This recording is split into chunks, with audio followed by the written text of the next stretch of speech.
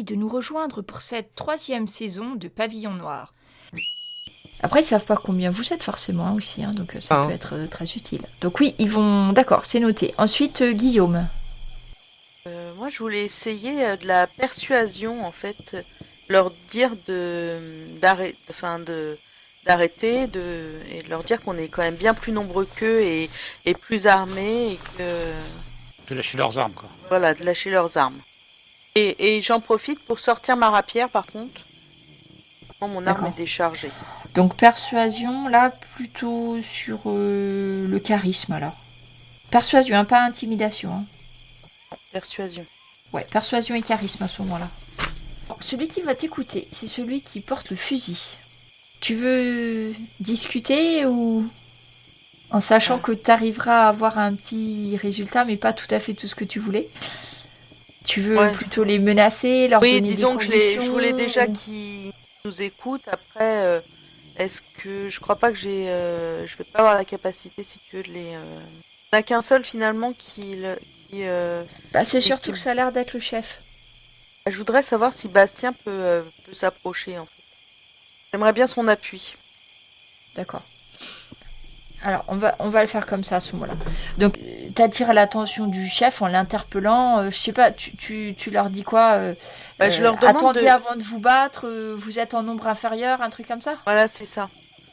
Qu'on est tous coincés ici et que autant essayer de s'allier. Je vais la jouer comme ça. D'accord. Donc, Bastien, il va sortir un petit peu à découvert. Vous voyez très nettement que de toute façon, il a son pistolet chargé dans le dos. Qui n'est pas visible par les hommes puisqu'il arrive dos à la lumière. Et il va commencer à parler à celui qu'il pense être le chef. Écoutez, entre peut-être futurs compagnons de bord, nous pourrions nous mettre d'accord. Nous savons très bien que vous avez un bateau, mais que vous n'êtes pas assez nombreux pour le manœuvrer. Plutôt que de nous entretuer, entre frères, ne devrions-nous pas plutôt nous associer et à nous tous quitter cette île avant que ces satanés sauvages nous tombent dessus ? Bien dit. Bravo Bastien. Pendant que Bastien parle, est-ce que les autres derrière vous faites quelque chose ? Recharge mon arme. D'accord, Eric recharge, d'accord, ça marche. Et toi, Jack ? Écoute, moi j'essaie de me mettre en position pour sauter sur l'un d'entre eux. Au cas où ça tourne mal. Alors, vous allez laisser Bastien essayer de discuter avec, et au cas où ça tourne mal, vous êtes prêt à réattaquer, d'accord ? Oui. Ouais. Voilà. Et moi, éventuellement, si je peux mettre... c'est vrai que je me préparais à la riposte par rapport à celui qui m'a attaqué, mais est-ce que je peux le menacer de ma rapière ? Oui. C'est-à-dire, je lui mets la pointe sous la gorge en lui disant... Après, il est suffisamment proche de toi pour qu'effectivement tu puisses le menacer. Surtout que sa dague est plantée dans l'arbre. Hein. D'accord. Donc vous allez le chef, c'est le premier que je vous avais montré, celui qui a la belle petite moustache bien taillée. Il se met face à Bastien et lui dit mais combien êtes-vous donc ? Au moins 25. Hein. Ouais, vous pensez 25 ? Là, je demande Sébastien qui va répondre, mais je vous laisse lui souffler, nombreux. on va dire la réponse. Beaucoup plus nombreux que vous. Oui. En surnombre. Après, n'oubliez pas qu'il a entendu plusieurs coups de feu venir. Donc effectivement, il sait déjà que vous avez plus d'armes que lui, d'armes à feu. Hein, parce que vous avez été 4 à tirer. Donc lui, il jauge le chef, vous voyez, ça réfléchit dans sa tête que si vous avez plus d'armes à feu que lui, a priori... Voilà. On est 30. Donc Bastien va choisir la réponse nous sommes plus nombreux que vous. Et là, vous voyez le chef qui se regarde en passant la main autour d'une de ses moustaches et en la réenroulant. Bien, vous avez réussi donc à trouver notre campement, si je vois que vous savez exactement combien nous sommes. Eh bien, c'est exact.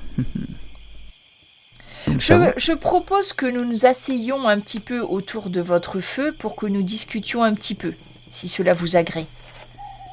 Et il regarde Bastien et il lui dit « de frère à frère ». Et là, vous voyez Bastien, il va remettre lentement son pistolet à sa ceinture.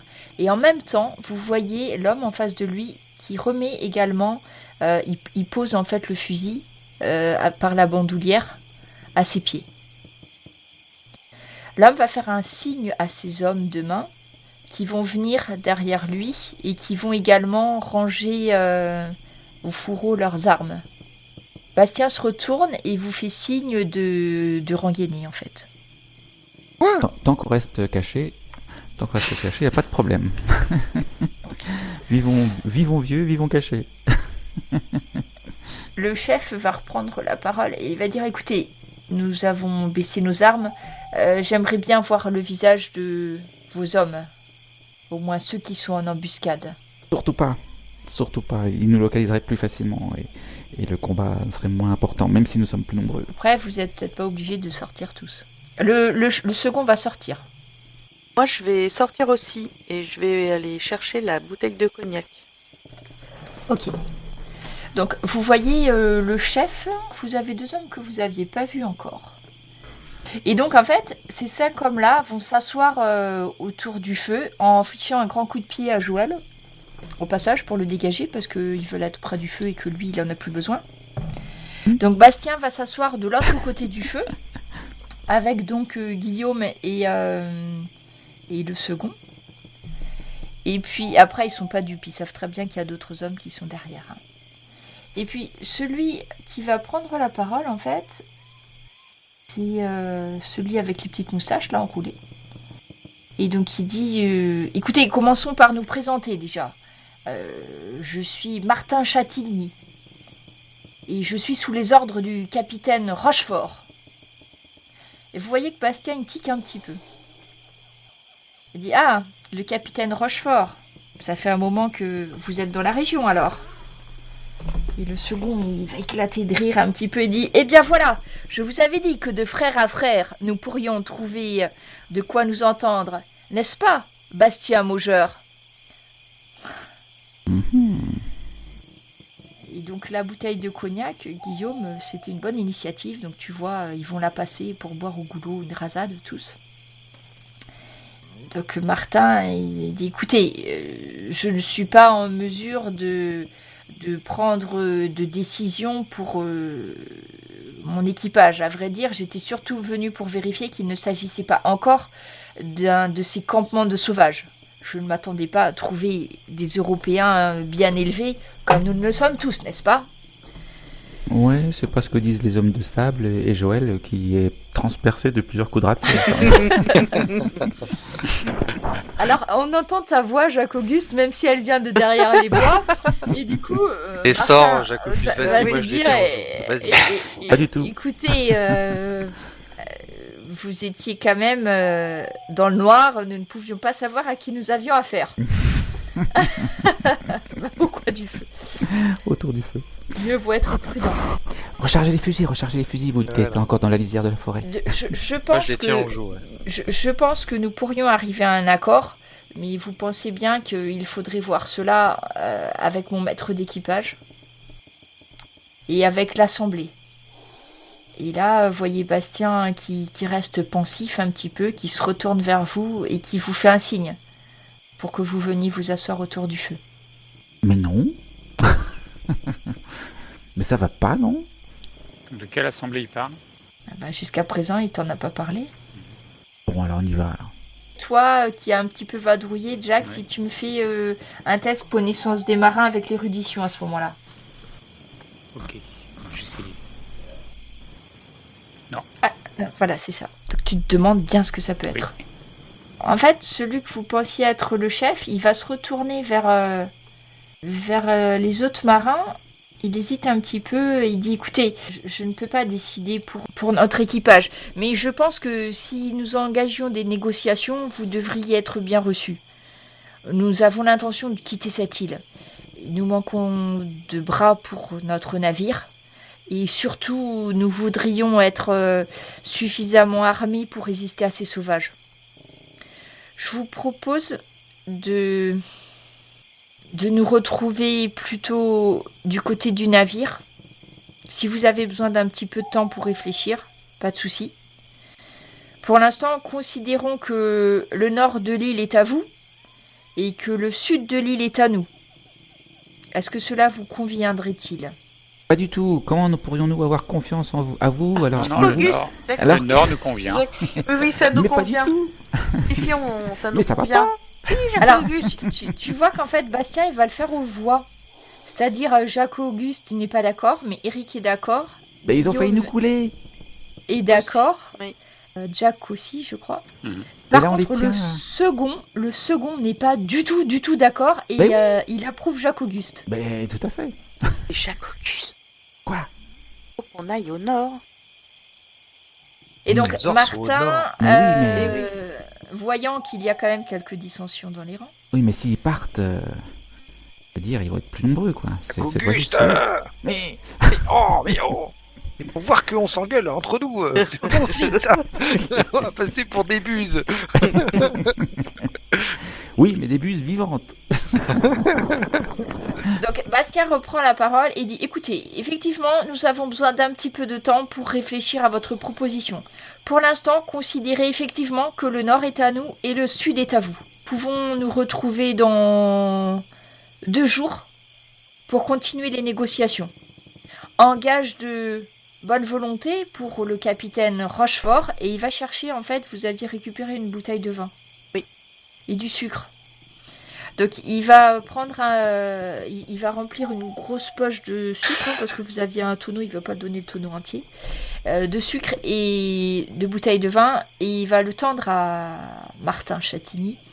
Et il va lui dire: écoutez, ceci en gage de bonne volonté auprès de votre capitaine. Si je me souviens bien, je pense qu'il apprécie toujours autant sucrer son café. Donc je vous laisse ceci.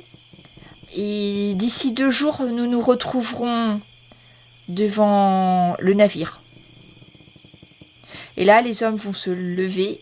Vous voyez Martin et Bastien, en fait, ils vont se donner une poignée de main en s'attrapant l'avant-bras. Vous voyez ce que je veux dire? Oui. Et puis, en se regardant dans les yeux. Et du coup, les hommes, au signal de Martin, vont suivre. Ils vont partir au sud, sans se cacher. Et Bastien vous fait signe de rester sans bouger pour l'instant. Donc les hommes ne tardent pas à disparaître. Et vous vous retrouvez donc devant le feu, sauf Jacques-Auguste qui est resté caché. Et le second fulmine. Donc vous voyez, le second prend Bastien à partie et lui dit: écoutez, je ne vois pas pourquoi nous devrions être diplomates avec de tels sauvages. Vous savez très bien, vous comme moi, que si ça avait été dans d'autres circonstances, ils n'auraient pas hésité à nous passer au fil de l'épée, voire pire. C'est Ce clair. sont des engeances, ils méritent tous d'être pendus et nous ne devrions pas négocier avec. Eh oui, complètement. Alors moi, Nous si je allions- peux, je vais m'interposer. Je vais me mettre entre les deux et je vais dire à l'ancien second, parce qu'après tout, il était second sur le bateau, mais là, je suis pas sûre qu'il puisse, qu'il ait gardé son grade, et je vais lui dire que je pense que c'est la meilleure solution qu'on avait pour pouvoir partir et quitter cette île. Moi, je vais m'interposer entre Guillaume et le second. et... et je vais lui dire, là, nous les avions sous notre feu. Nous pouvions facilement les vaincre et être en surnombre après pour capturer le navire, ou en tout cas les obliger à obéir. Mais maintenant, ils sont plus nombreux que nous. Ça va pas être facile pour négocier. Non mais Jacques-Auguste, qu'est-ce que tu es en train de faire là? Eh ben, j'ai l'intention Tu de ne sauver peux notre pas peau. faire ça. Non. Eh ben, si qu'on peut. Non. En tout cas, ce qui est Problème. fait est fait. Hein. Le problème, maître Pourchassons-les. Jacques-Auguste, c'est que nous risquons d'être pas assez nombreux pour contrôler le sloop. Donc même si nous quittons l'île, ce n'est pas dit que Mais si, à 11. Enfin, si tout le monde arrive à tenir nous le coup. soyons assez Maintenant, c'est moins nombreux. évident. Donc c'est pour ça que j'ai proposé ceci. Et puis, puisque nous sommes là, voyons, il regarde le second. Le problème, c'est qu'il n'y a que le second avec vous, hein, en plus, hein, je crois. Non, il y a le grand François qui était avec vous aussi, non? Oui. Ouais. Ok. Donc, il va laisser le grand François et le second près du feu. Et il dit au grand François, jette un coup d'œil sur lui et qu'il essaye pas de les suivre. Et puis, il vous entraîne un petit peu à l'écart, tous les quatre. Et il vous dit, écoutez, là, la situation a changé. Nous ne sommes plus sur le bateau. Je suis désolé, Jacques-Auguste, je comprends vos réticences. Mais je pense que nous avons besoin de main-d'œuvre pour ce bateau. Et pour l'instant, nous n'avons pas signé de chasse-partie. Tout ce que nous avons négocié, c'est le partage de l'île. De frère à frère, nous n'aurons pas de soucis. Ils vont respecter leurs paroles jusqu'à ce que la situation change. Si nous leur déclarons la guerre ouvertement, nous n'arriverons pas peut-être jusqu'au navire. Je pense que pour l'instant, c'est pas une mauvaise situation. Ça nous laisse le temps d'aller voir ce qu'il y a près du volcan. Ah oui, le volcan. Le trésor. Nous serons toujours à même de négocier, voir si on peut faire un accord. Sachez tout de même, Jacques-Auguste, que certains de ces hommes sont sûrement plus dignes de confiance, et jettent un coup d'œil vers le second, que certains autres que vous avez pu côtoyer jusqu'à maintenant. Ok, je veux bien l'entendre. Je pense que vous l'avez deviné, mais j'ai effectivement été moi-même du côté des corsaires, voire pire, et je sais tout à fait comment ça fonctionne. Si vous me suivez, je vous aiderai à pas faire de faux pas. Ok, Moi, je le suis, hein. ok. Oui, bah moi aussi. Je vois pas d'inconvénient. Et puis, la bonne nouvelle, c'est qu'ils ont tous été blessés. Donc, ils ont tous Oui. besoin d'un peu de repos. Donc, ils vont pas. Faut les Je soigner. crois que peut-être qu'il y en a un qui a pas... Attends, 1, 2, je regarde, 3... Non, il y en a un qui a pas été blessé sur les 5. Shit. Un qui était au corps à corps là et qui était en train de sabler les... Enfin, de se battre contre les hommes de sable. En fait, il y en a un qui a pas été blessé. Mais oui, vous les avez effectivement tous blessés. Martin, c'est celui qui est un peu plus stylé. Enfin, stylé. Oui, qui a des moustaches bien. Les Prolongé. favoris. Pour Bastien, il vous dit, écoutez, pour moi, considérons que maintenant, vous avez votre mot à dire sur ce qui va se passer. Il faut savoir que quand on est dans un équipage de corsaires ou de pirates, contrairement à ce que vous avez pu vivre jusqu'à maintenant, chacun a voix au chapitre. Ça fait même partie, quand on établit une chasse-partie, ça fait souvent partie, c'est un des articles super importants, que chaque homme a son mot à dire. Mhm. Ah oui. Donc ça sera sûrement à la majorité. S'il y a plus d'hommes qui sont pour une action plutôt que pour une autre, on va pouvoir réagir comme ça. Croyez pas que le capitaine d'un bateau pirate ait possibilité de vie et mort comme le capitaine Jacques Bruyas. Ça n'arrivera jamais. Tout simplement parce que si un capitaine essayait de faire ça, soit il serait jeté par-dessus bord, soit laissé sur une île déserte, mais de toute façon les hommes ne le laisseraient pas faire.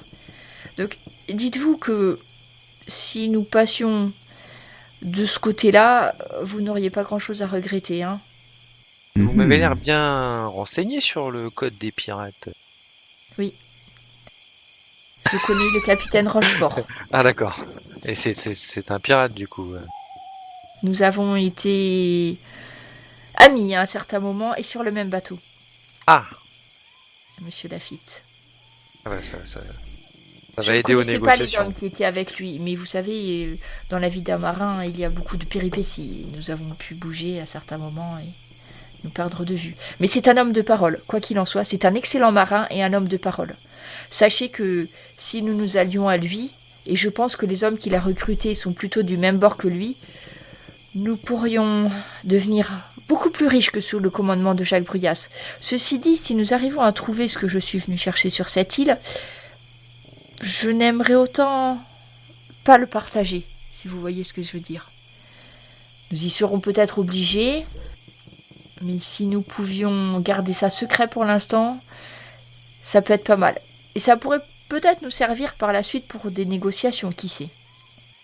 Mhm. Nous avons 2 jours pour le trouver, Oui. ce Drago. trésor. Ouais.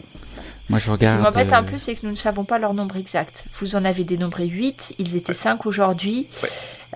Le capitaine du capitaine Rochefort, en principe, est plus nombreux, mais peut-être ont-ils eu des pertes comme nous au naufrage. Pas sûr qu'ils ne soient pas plus que 8 quand même. Hein. Ce genre de sloop a combien d'équipage d'habitude? Une quinzaine. Ouais, quinzaine, c'est le minimum, et souvent, il y a des combattants, ils sont rarement moins de 30. Mais bon, ils ont peut-être eu des pertes pendant le naufrage comme nous. Hein. Au moins une vingtaine, quoi. s'ils sont que 8 et que nous devons choisir entre avoir un bateau, quitter cette île de sauvages, ça dépend de la quantité de ce que nous pouvons trouver dans le trésor, mais je serais quand même assez pour un peu de partage pour sauver notre peau, parce que d'un autre côté, trouver un trésor et rester coincé sur cette île de sauvages, c'est peut-être pas la meilleure des options. Donc après, discutez-en entre vous, on y réfléchira, mais moi pour l'instant, mon plan, là tout de suite, c'est arriver à voir si ma carte est exacte, si nous pouvons trouver quelque chose. Est-ce que vous êtes tous d'accord avec ce point ? Oui. Je regarde Guillaume et d'un air entendu, je dis qu'on a peut-être trouvé là effectivement une nouvelle patrie peut-être. Si du moins elle a la couleur que notre cher Bastien nous fait miroiter. Ça se mérite d'être tenté.